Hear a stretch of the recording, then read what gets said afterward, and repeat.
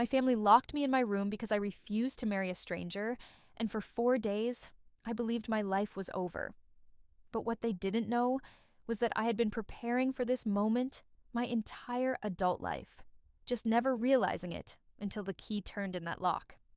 I'm Hajar, and I live in Paterson, New Jersey, in one of those neighborhoods where everyone knows your name and your business before you even step outside. The kind of place where my cream-colored hijab is both my identity and my invisibility, where neighbors see modesty and assume silence, never imagining the world that exists beneath the fabric. For 28 years, I lived the life my father designed for me.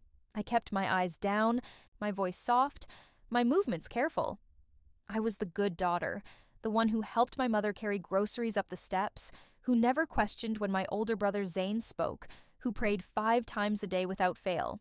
But what no one knew, what I kept hidden like a contraband treasure, was that every night after the house went dark, I became someone else entirely.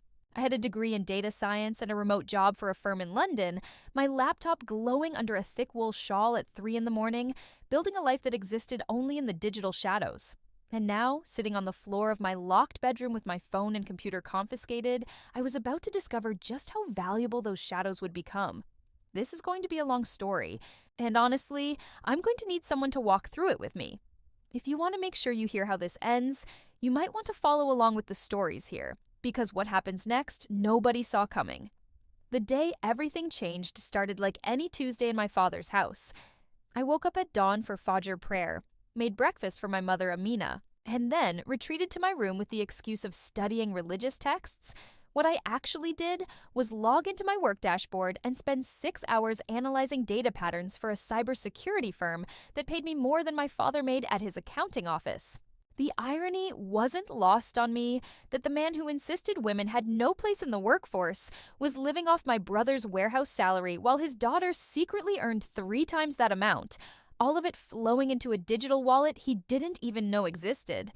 My mother always said that a woman's voice should be like her shadow, present, but never demanding attention. She lived by this rule so completely that sometimes I wondered if she remembered she had opinions of her own. My father Hassan treated our home like a small kingdom where his word was law. And my brother Zain, at 31, had learned to rule the same way. All stern looks and heavy silences that were supposed to pass for wisdom. That Tuesday, though, something felt different the moment I came downstairs. The house smelled wrong, expensive in a way that made my stomach tight. Cardamom tea was brewing, but there was also sandalwood incense, the kind my father only burned when he needed to impress someone. My Aunt Safia had arrived early, dressed in her finest silk abaya, the one she wore to weddings and funerals. Zain was home from work at 2 in the afternoon, sitting in the living room like a guard dog, and my father was wearing his gold watch. I knew then that they were selling something. I just didn't realize yet that the something was me. My mother asked me to prepare the tea tray, her hands shaking slightly as she arranged the cookies on the plate. She wouldn't meet my eyes. And that's when the cold feeling started spreading through my chest. I brought the tray into the living room, my gaze lowered as I had been trained since childhood, and that's when I saw him. Fadi. 35 years old, sitting on our sofa like he owned it, wearing an expensive suit and a smile that didn't reach his eyes. Next to him sat his mother, a woman dripping in gold jewelry, examining our modest living room with the expression of someone evaluating a used car. My father told me to sit, calling it family business, and I knew from the weight of those 2 words that whatever was about to happen had already been decided without me. He announced that Fadi had asked for my hand in marriage, and the way he said it, with this false cheerfulness, like he was telling me I'd won a prize, made me want to scream. But I had learned long ago that women in our house didn't scream. We swallowed our voices until they became ghosts living in our throats. I asked who had decided this, my voice barely above a whisper, and Zain stepped forward to tell me that they had, that it was done to protect the family's honor. That's when I understood that this wasn't a proposal. It was a transaction, and the paperwork had already been drawn up.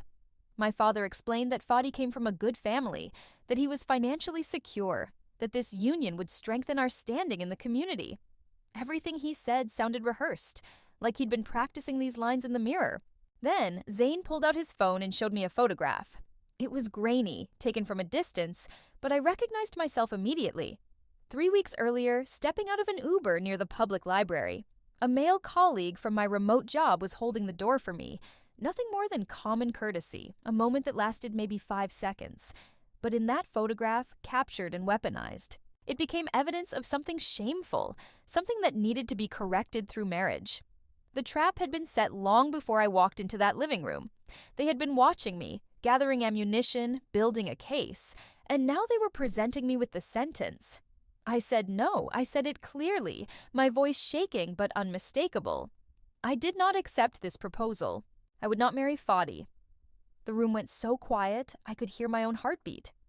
Fadi's mother made a disgusted sound in her throat. My aunt gasped. My father's face went from cheerful to cold in the space of a breath, and that's when I learned that in his house, my refusal wasn't a right. It was a rebellion. He pointed toward the hallway and told Zain to lock me in my room, his voice flat and final, like he was discussing the weather. And just like that, I stopped being a daughter and became a problem that needed to be contained. They took my phone first. Zain's hand was rough when he grabbed it from my pocket, his face showing no emotion at all, like he was confiscating contraband from a child. Then they took my laptop, the one that held my entire secret life, my work, my savings access, everything I had built in the dark hours when they thought I was sleeping. My father stood in the doorway, watching as my brother emptied my room of anything that could connect me to the outside world, even my charging cables, even the old tablet I used for reading. The door closed with me inside, and then came the sound that would echo in my nightmares for weeks afterward. The click of the lock. Sharp. Final. The sound of a decision that couldn't be undone. For the first hour, I didn't move. I sat on my bed, still wearing the modest dress I'd put on that morning when I thought it was just another Tuesday, my hijab pinned neatly in place, my hands folded in my lap like I was waiting for permission to exist. The walls of my bedroom felt different now, closing in, transforming from a sanctuary into a cell. I could hear them downstairs, my father's voice rumbling in conversation with Fadi and his mother, probably discussing timeline and arrangements, planning my life like I was a piece of furniture being sold. That first night, I barely slept. Every sound in the house felt amplified. I heard Zain leave for evening prayer at the mosque. I heard my Aunt Safia saying goodbye, telling my father that I would come around once I had time to think properly. I heard my mother in the kitchen, the familiar sounds of her preparing dinner, the clatter of pots that usually felt comforting, but now sounded like chains. What I didn't expect was the crying. Around midnight, when the house had gone quiet, I heard my mother sobbing in the kitchen directly below my room. It wasn't loud or dramatic. It was the low, rhythmic sound of a woman who had been crying like this for years, alone, where no one could see her weakness. I pressed my ear against the floor and listened to my mother grieve, and for the first time, I wondered if she had gone through something similar, if maybe my father hadn't asked her opinion about their marriage either. The second day was worse than the first. Zain brought me food 3 times, sliding the tray through the door like I was dangerous, like my refusal was contagious. He told me I was being dramatic, that plenty of women would be grateful for a match with someone like Fadi. He said I should think about what this was doing to our father's reputation, how the community would talk if word got out that Hassan's daughter was disobedient. Every word was designed to make me feel small, to convince me that my instincts were wrong and their plan was right. But here's what they didn't understand about locking someone up. It gives them time to think, and I had a lot to think about. On the 3rd day, I started paying attention to the details that didn't make sense. My father wasn't a wealthy man. Our house was modest. We lived comfortably, but carefully. So why was Fadi, who clearly came from money, interested in marrying someone like me? My dowry would be nothing compared to what he could get from families in his own social circle. And why was my father so desperate for this match that he was willing to imprison his own daughter? I thought about that photograph Zain had shown me, the one of me with my colleague. It was taken 3 weeks ago, but they had only shown it to me yesterday. They had been sitting on that image, waiting for the right moment to use it. This whole thing had been planned carefully.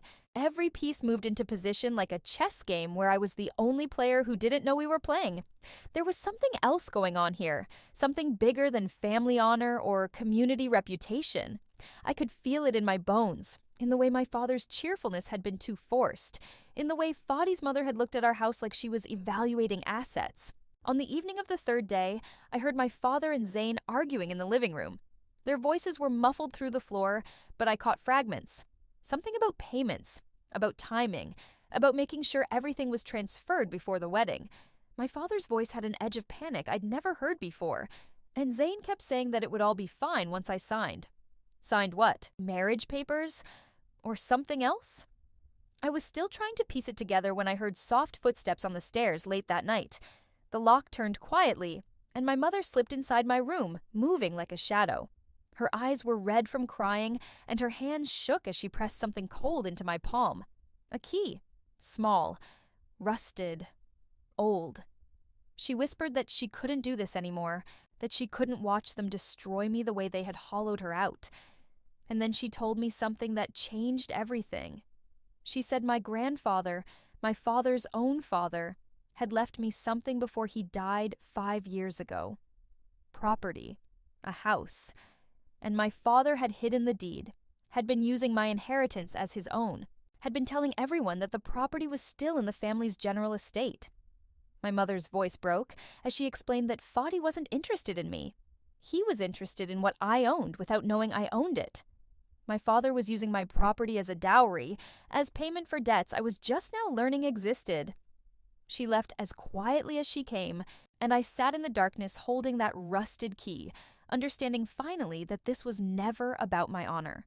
This was about my assets, and my family was willing to sell me to keep them. My brother came into my room on the 4th day with the confidence of someone who thought he'd already won. He told me I would sign the marriage papers tomorrow, that I could do it willingly and with dignity, or I could stay locked in this room until I rotted. But either way, the outcome was the same. I looked at him, this man who shared my blood but had never once treated me like I was worth listening to, and I made the hardest decision of my life. I told him I would sign. The shock on his face was almost worth everything. He had expected more fight, more tears, maybe more desperate pleas. Instead, I lowered my head in a gesture of submission so perfect I could see him relax immediately. He actually smiled, this self-satisfied smirk that made my skin crawl, and he told me I was making the right choice for everyone. He said our father would be proud that I had finally come to my senses. What Zane didn't understand, what men like him never understand, is that women have been performing obedience for centuries. We have learned to lower our eyes while our minds race, to nod compliantly while plotting revolution, to appear defeated right up until the moment we strike. His mistake was believing that silence meant surrender. It was the same mistake my father had made with my mother for 30 years. After Zane left, I had maybe an hour before evening prayer would empty the house. My mother had given me more than just information about the deed. That rusted key she pressed into my palm wasn't for a door. It was for an old metal box my grandfather had kept in the attic, one my father probably assumed was full of worthless papers and photographs. But my mother whispered that my grandfather had been meticulous about documentation, that everything would be there if I looked. The problem was that the attic access was in the hallway. I would have to wait for the perfect moment, and in my father's house, perfect moments were rare. While I waited, I started thinking about everything else my mother's revelation had exposed. If my father was in debt to Fadi's family, serious enough debt that he was willing to trade his daughter to clear it, then there was a paper trail. Men like my father, accountants who made their living through careful documentation, couldn't help themselves. They kept records of everything. And if he was planning to transfer my property as part of the dowry agreement, there would be documents, contracts, evidence. I thought about my remote job, the one I'd been doing in secret for 2 years. I thought about the skills I'd developed analyzing data, finding patterns, tracing digital footprints. I had spent months helping companies identify fraud, tracking illegal transactions, building cases from fragments of information. And now I realized I had been training for this exact moment without knowing it. When I heard the call to prayer echo from the mosque down the street, I listened to my father and Zane prepare to leave. My mother always stayed home, using her prayers as an excuse to avoid the community. I heard the front door close, heard my father's car pull out of the driveway, and then the house went quiet. I tried my bedroom door. Still locked. But that's when I remembered the old house's architecture. My grandfather had built this place in the 70s, and he had included features that my father probably didn't even remember. including a small access panel in my closet that connected to the crawl space above the hallway. I had found it once as a child, playing hide and seek with cousins, before my father decided I was too old for games. It took me 20 minutes to move the boxes stacked in my closet. The panel was painted over but not secured. I pushed it open and crawled into a space barely wide enough for my shoulders, dust coating my clothes, my hijab catching on exposed nails. The crawl space was dark and cramped, and I had to navigate by memory, but I found the attic access and pushed it open. My grandfather's metal box was exactly where my mother said it would be, tucked behind old furniture and wrapped in a blanket. Inside were papers. So many papers. The deed to a house in Newark, purchased 30 years ago, left specifically to me in a will dated 5 years back. Tax documents showing my father had been collecting rental income from that property and depositing it into his personal account. Letters from Fadi's father to my father discussing business loans, investment losses, mounting interest. And there, at the bottom of the box, was something I hadn't expected: a title to a second property. A small commercial building in downtown Patterson that I never knew existed. Also in my name. Also generating income that I had never seen. My grandfather hadn't just left me a house. He had left me enough assets to be independent, to choose my own life. And my father had stolen every cent. I took photographs of everything using an old digital camera I found in the attic, one my grandfather had used for documenting his properties. The battery was nearly dead, but it had enough charge for what I needed. Then I carefully returned everything to the box, crawled back through the passage, and was sitting on my bed looking appropriately defeated when my mother knocked softly and brought me dinner. She saw the dust on my hijab, the dirt under my fingernails, and she knew. She didn't say anything, just set down the tray and squeezed my hand for one brief second before leaving. That squeeze said everything she couldn't speak aloud. That night, I lay awake thinking about the performance I would have to give tomorrow. I would have to look broken. I would have to let my father believe he had crushed my spirit completely. I would have to sit across from Fadi and his family and appear ready to accept my fate. And somewhere in that performance, I would need to find a way to contact someone, anyone, who could help me turn evidence into action. The hardest part was knowing that my mother was just down the hall, trapped in her own performance, one she had been giving for 3 decades. I wondered if she had ever had a chance like this, a moment where she could have chosen differently. I wondered if she was living vicariously through my rebellion, if that's why she had finally helped me after years of silence. But I couldn't think about that now. I had less than 12 hours before my father would bring me downstairs to sign my life away. And in those 12 hours, I needed to become someone he would never expect me to be. Someone who fought back. My mother came to my room at 2 a.m. with something hidden in her sleeve. She moved like she had been planning this for days, like she had finally found enough courage stored up in all those years of silence. She didn't say a word, just pulled out a small, ancient burner phone, the kind you could buy at a gas station with cash, no contracts, no trace. The battery was low, maybe 15%, and she whispered that I had 5 minutes before she needed to take it back and hide it again. 5 minutes to save my life.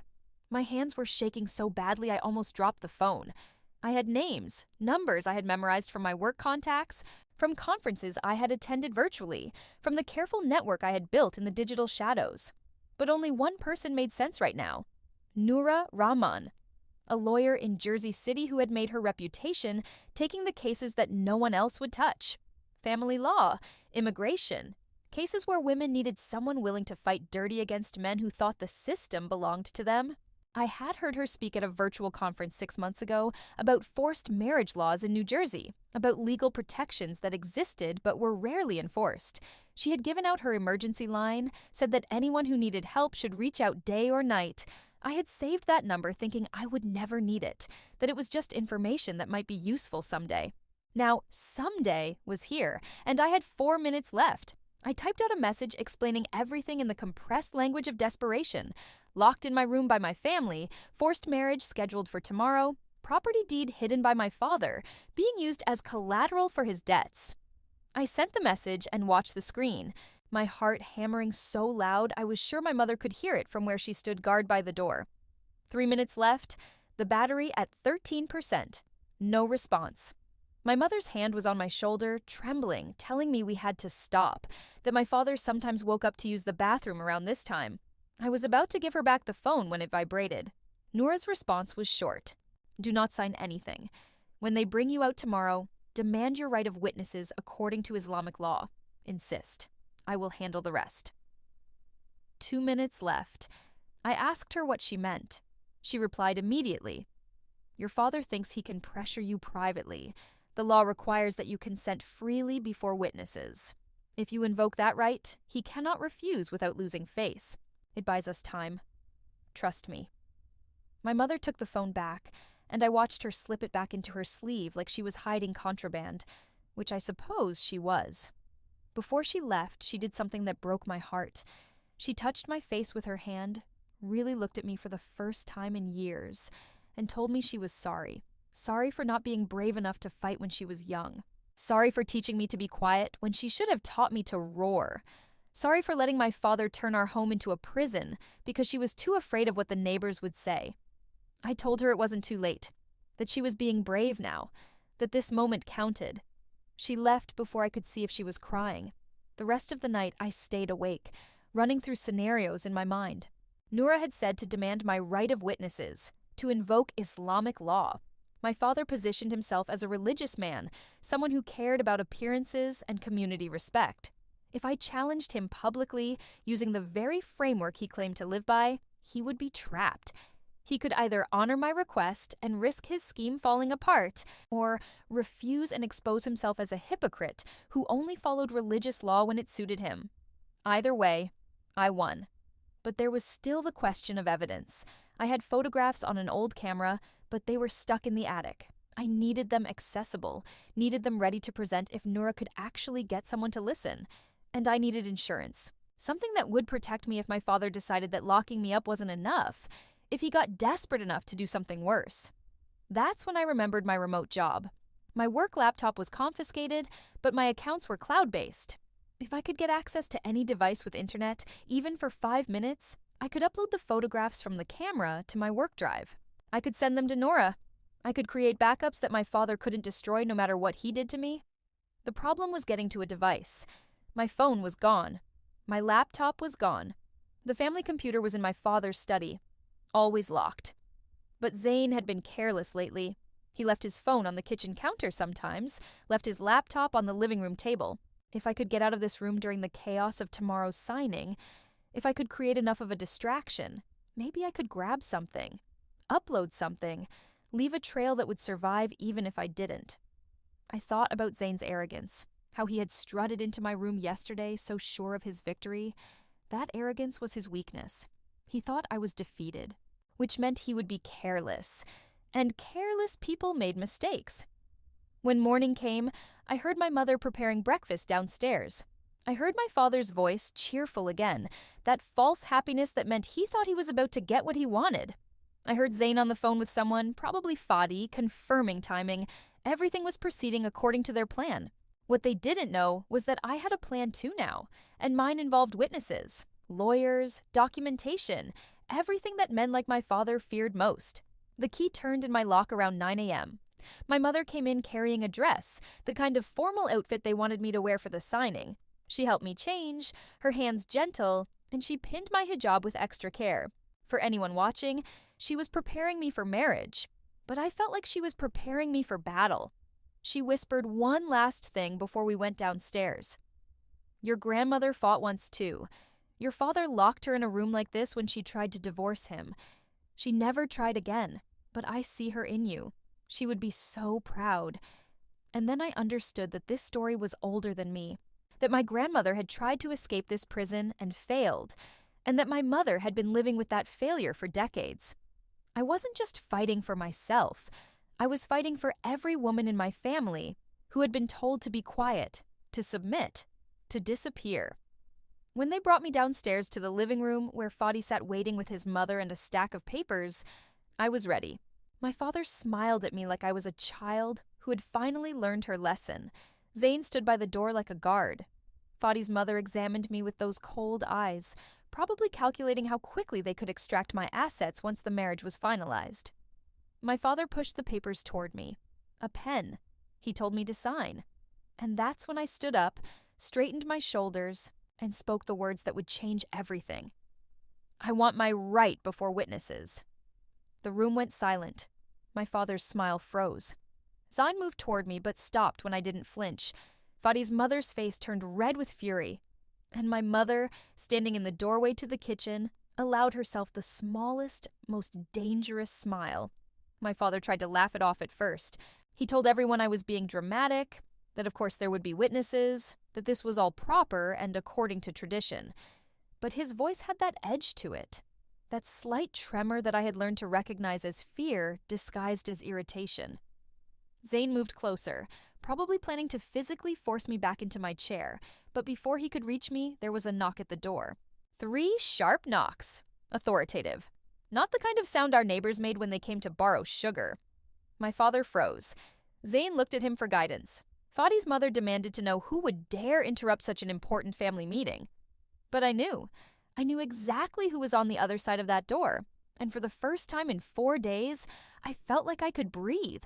Zain opened the door to find Noura Rahman standing there in a professional suit, carrying a leather briefcase, flanked by 2 community elders I recognized from the mosque.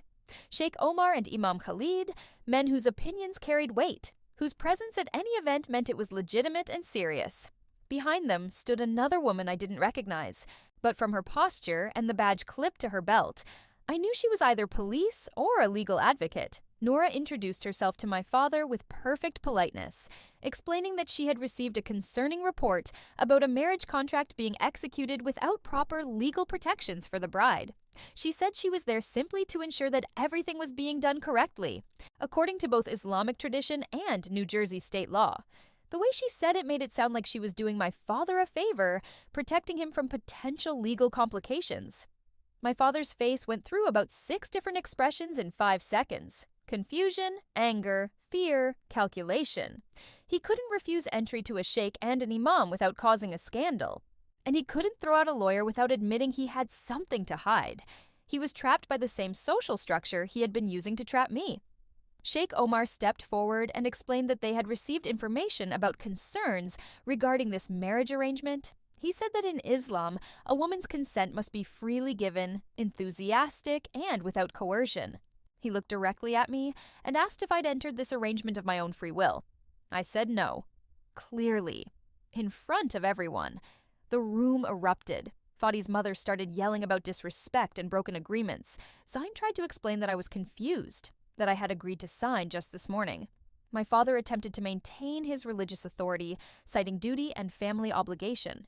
But Sheikh Omar raised his hand for silence, and somehow everyone obeyed. He asked if there was anyone who could confirm that my consent was freely given. Zain started to speak, but the sheikh cut him off, saying that the testimony of a brother with financial interest in the marriage didn't count. He looked at my mother, still standing in the kitchen doorway, and asked her directly, "Sister Amina, has your daughter expressed genuine happiness about this union?" The silence that followed was the loudest thing I had ever heard. My mother looked at my father, at Zain, at me. 30 years of fear warred with 4 days of watching her daughter be imprisoned. I saw the exact moment she made her choice. She said no. She said I had been locked in my room. She said I had been crying. She said this marriage was not what I wanted. My father's face went purple. He tried to interrupt, to explain, but Imam Khalid stepped in and said that this matter clearly required further investigation, that no marriage could proceed under these circumstances, that the community's reputation was at stake, and any suggestion of forced marriage would bring shame upon everyone involved. That's when Noura opened her briefcase. She pulled out documents, the ones I had somehow managed to photograph and upload. She must have accessed my work drive, must have found the images I had taken of the deed, the tax documents, the letters. But she had more than what I had given her.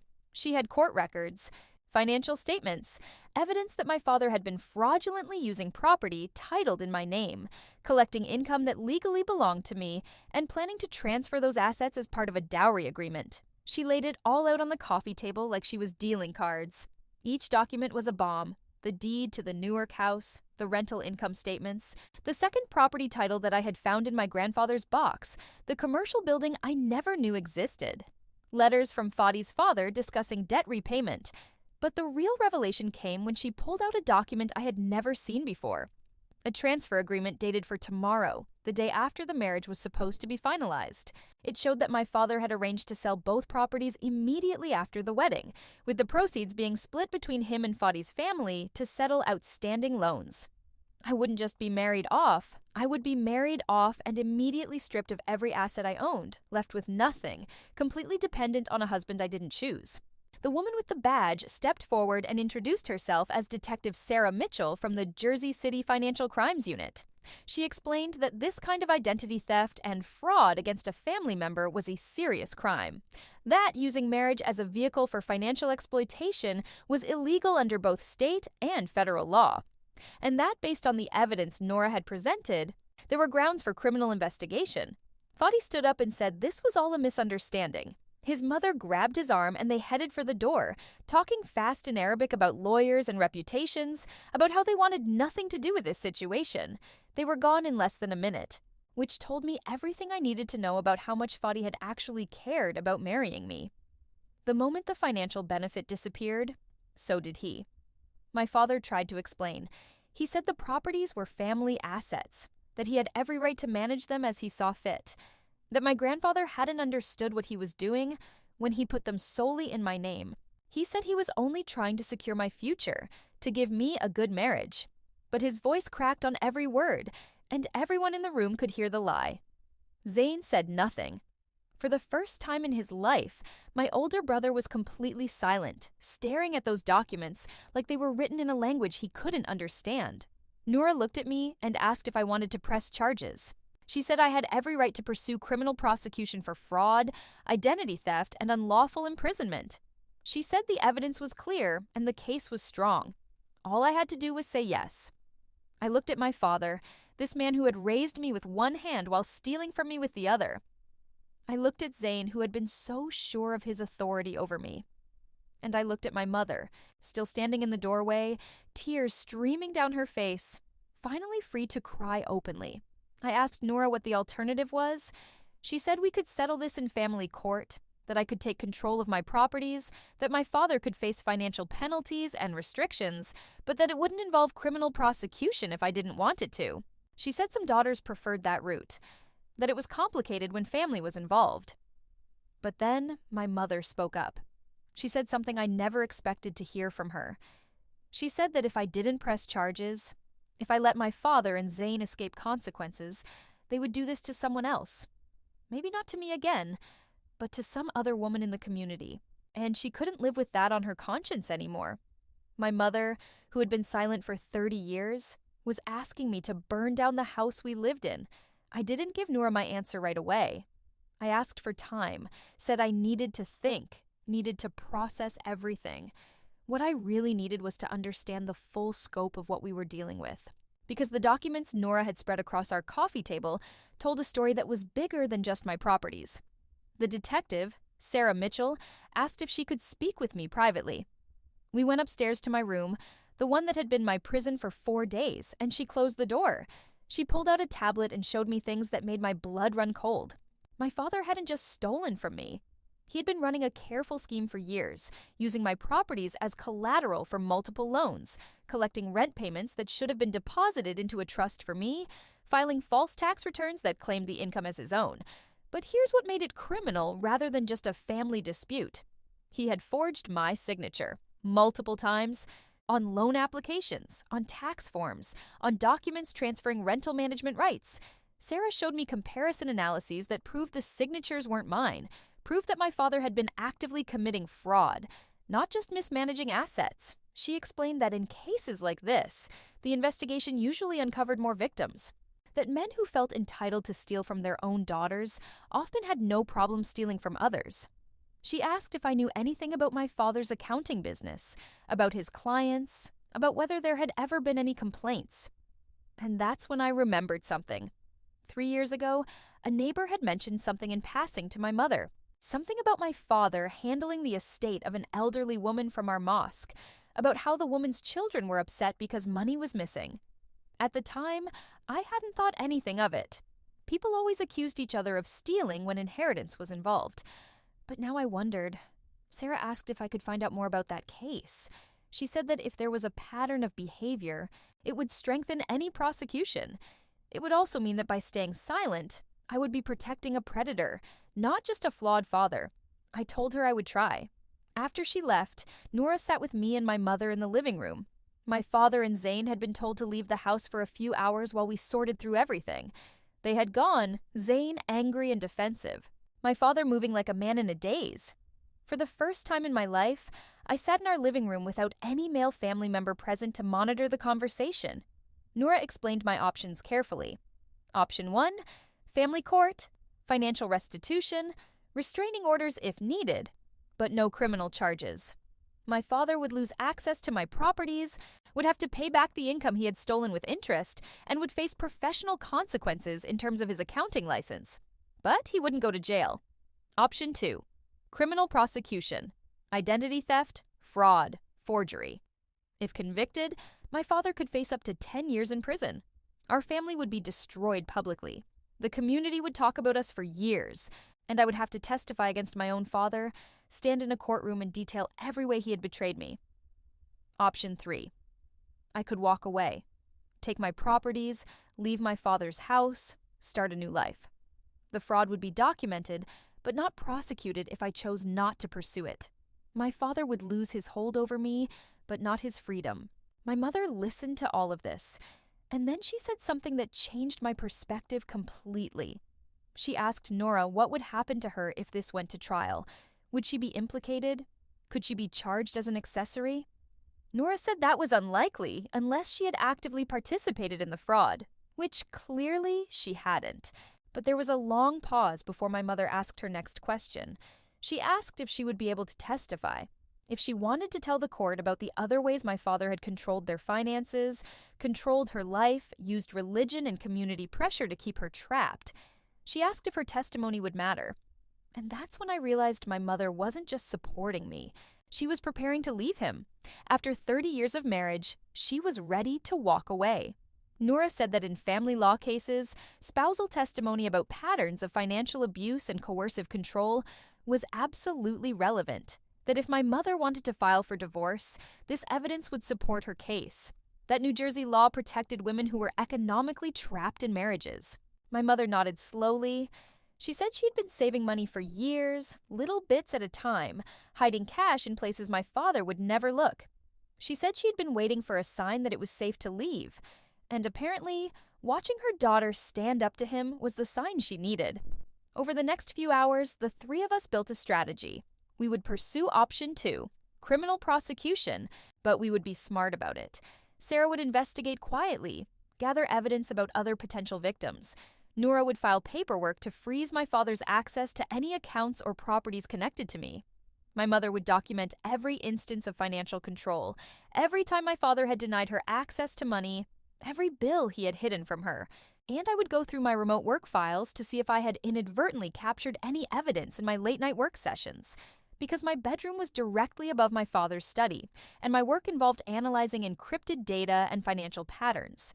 If he had been on his computer while I was working above him, there was a chance I had picked up something useful in my network monitoring. We were building a case brick by brick, and every brick was a small act of rebellion by a woman who had been told she didn't matter. That evening, my father and Zine returned to a house that had changed completely. The sheikh had posted a notice at the mosque explaining that the marriage arrangement had been canceled due to concerns about consent. Neighbors were already talking. My father's phone was ringing constantly with people wanting to know what had happened. He tried to act normal, tried to tell my mother to serve dinner, tried to tell me to go back to my room. But Nora had left explicit instructions that I was not to be locked up again under any circumstances. And she had made sure my father understood that there were now witnesses who would testify if he violated that order.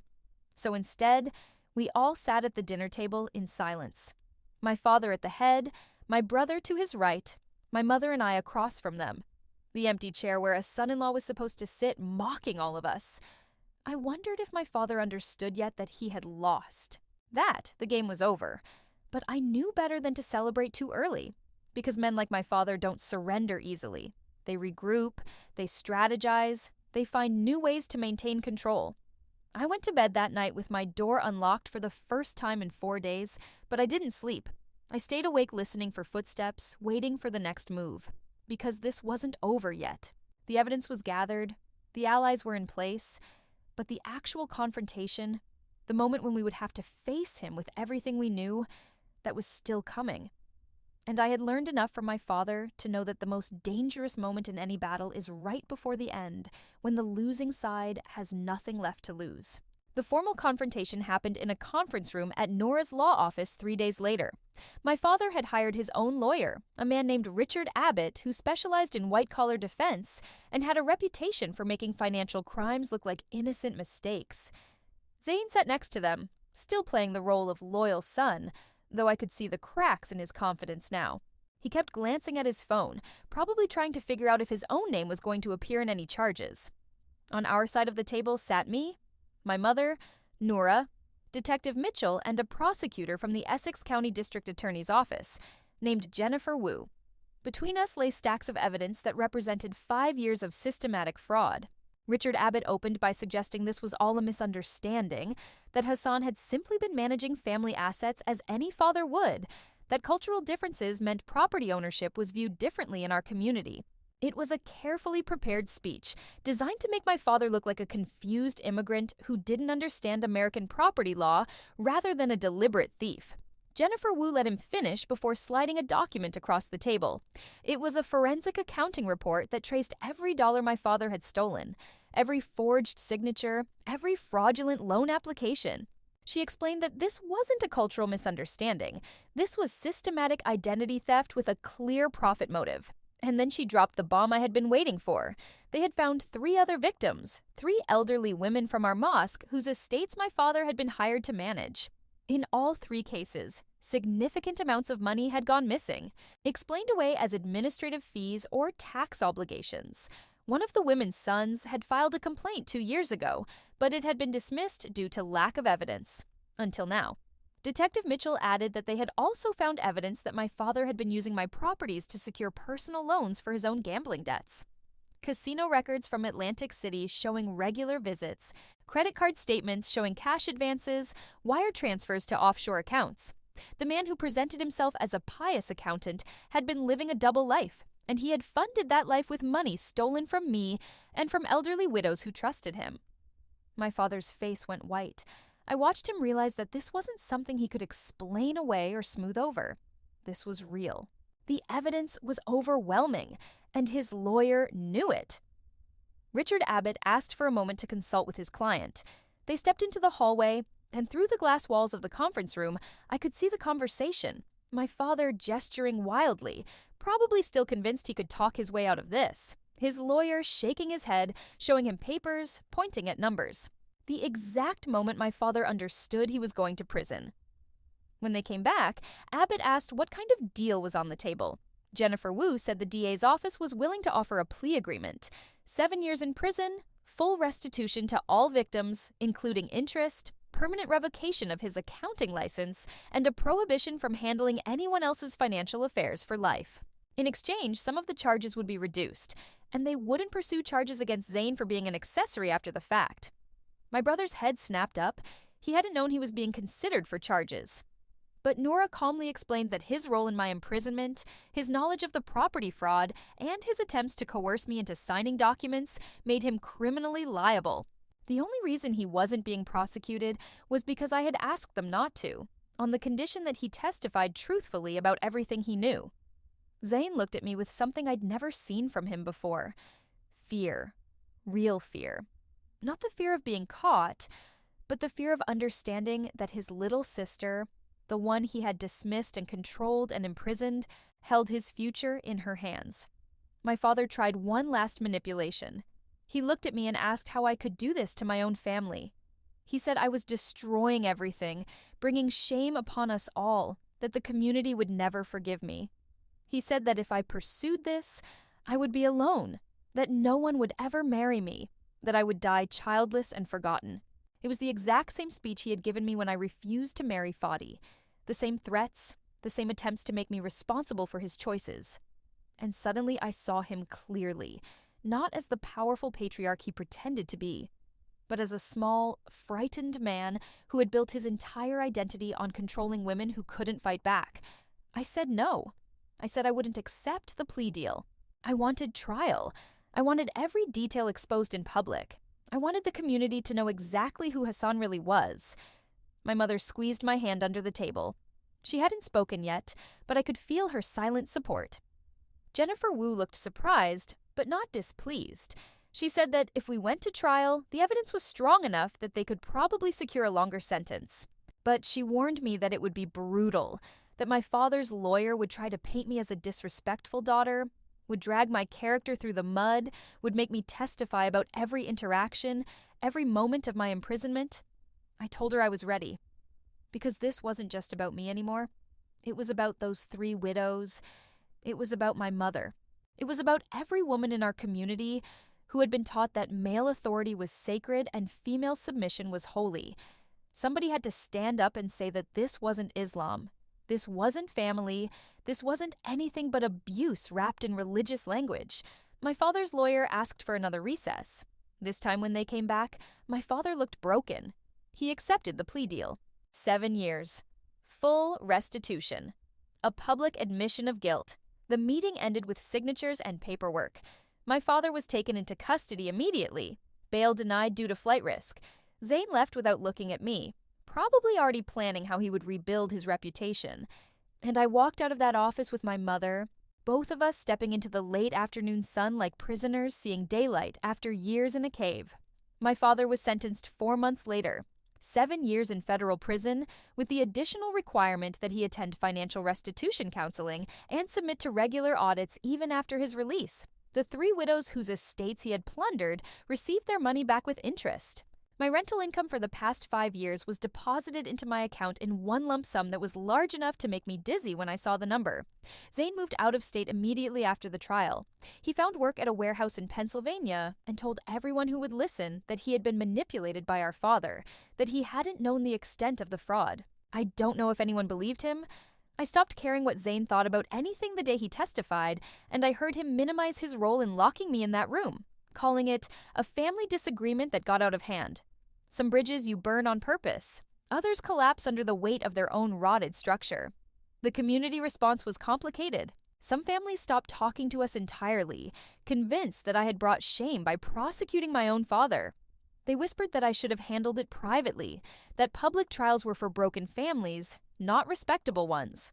The older women especially seemed scandalized that I had stood in court and detailed my father's crimes, as if my silence would have somehow made the theft less real. But other families, the ones I never expected, reached out quietly. Women who told my mother they wished they had been as brave. Daughters who said they were going to check their own property records because now they wondered what their fathers were hiding. One elderly woman from the mosque came to our door with a box of her late husband's financial documents and asked if I would look through them because she suspected her son-in-law had been stealing. I helped her, and then I helped 3 more families. I started doing it officially, using my data science degree to provide forensic accounting services specifically for families where financial abuse was suspected. I charged a sliding scale, nothing for women who couldn't pay, full rate for those who could. Within 6 months, I had more clients than I could handle. My mother got her divorce finalized 3 weeks after my father's sentencing. She had moved out of the house even before the trial, taking only her clothes and a box of photographs from her own childhood. She found a small apartment in Jersey City, got a job at a library, started attending community classes. I watched her become someone I'd never known, someone who laughed openly and wore colors besides black and gray, and who cut her hair short without asking anyone's permission.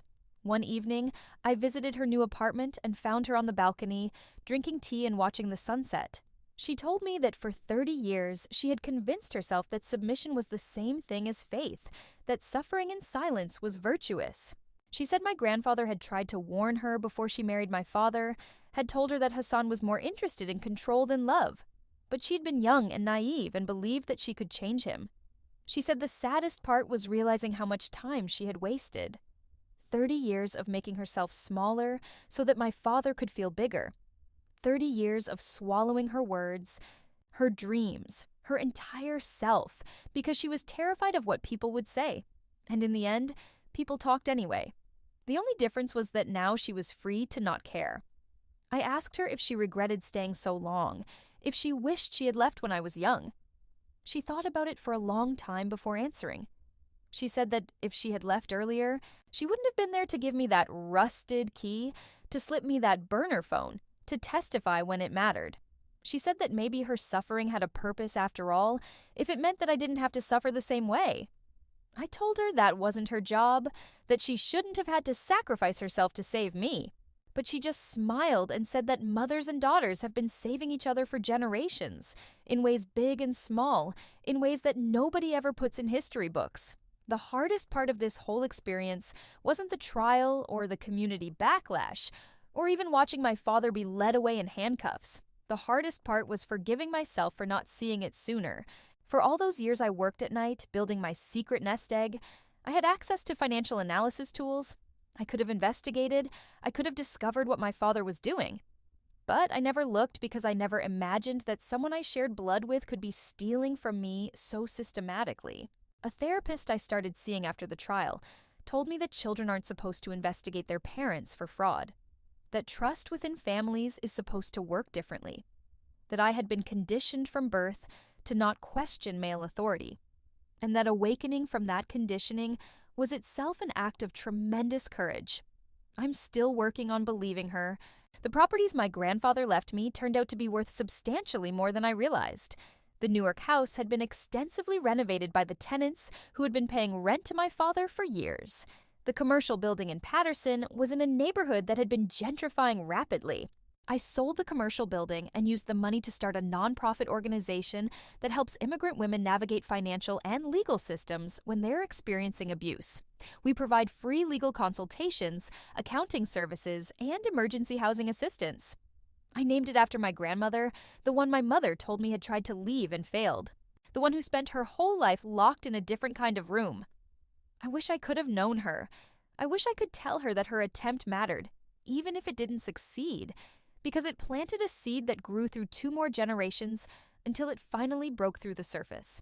Sometimes I drive past my father's house, the one where I spent 28 years learning to be quiet. There's a for sale sign in the yard now. My mother and I decided to sell it and split the proceeds after my father's sentencing, severing our last connection to that place. I don't know who will buy it. I hope they fill it with laughter and noise and the kind of chaos that comes from people who feel free to take up space. I still wear my hijab. That surprises people sometimes, especially those who assumed that my entire religion was the problem, rather than my father's interpretation of it. But my faith was never the cage. The cage was built by men who used religion as the excuse for control, who twisted beautiful traditions into weapons. I chose to keep my practice because it's mine now, not theirs. Every time I pray, I'm reclaiming something that was stolen from me, taking back my right to define what submission to God means, separate from submission to men. I'm writing this from my own apartment now, a small 1-bedroom in Newark with a view of a park where children play until late in the evening. I have a cat named Courage who sleeps on my laptop when I'm trying to work. I have friends, real ones, who know the whole story and love me anyway. And I have my mother, who calls me every day to tell me about something funny that happened at the library, or to ask for help understanding her new smartphone. I don't know if I'll ever get married. That question feels less urgent now than it used to. There might be someone someday who sees me as a whole person, rather than a collection of assets or obligations. Or there might not be. Either way, I'm building a life that I want to live, surrounded by people I chose, doing work that matters. The night before my father went to prison, he called me from jail. I don't know how he got access to a phone, but my number rang at 2 a.m. and it was him. He said he was sorry. He said he never meant for things to go this far. He said he loved me and hoped that someday I would forgive him. I told him the truth, that his apology came 5 years too late, that he had stolen more than money from me, that he had stolen the possibility of a relationship based on trust. I told him that I hoped prison gave him time to think about what real love looks like, and that it doesn't look like ownership. Then I hung up and blocked the number. Some people deserve your forgiveness. Others just deserve your absence. If you've been following this story from the beginning, thank you for walking through it with me. It's not an easy story to tell, and I know it's not an easy story to hear. But I think it matters. I think there are women out there right now sitting in locked rooms of their own, physical or metaphorical, who need to know that the door can open, that you can stand up to people who are supposed to love you when their love is actually control, that you can rebuild.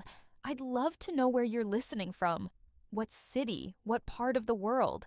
Sometimes when I'm working late at night now, I think about all the other women out there working in secret, building escape routes, gathering evidence, preparing for the day they say no.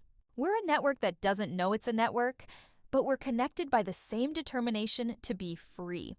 If this story resonated with you, if you know someone who needs to hear it, please make sure they can find it. Subscribe to follow more stories like this. Because the more we share our truths, the harder it becomes for abusers to operate in shadows. And shadows are where they're most dangerous. My name is Hajar, and I survived my family's attempt to sell me. But more than that, I learned that survival is just the beginning. What comes after, the rebuilding, the redefinition, the reclamation, that's where the real story lives.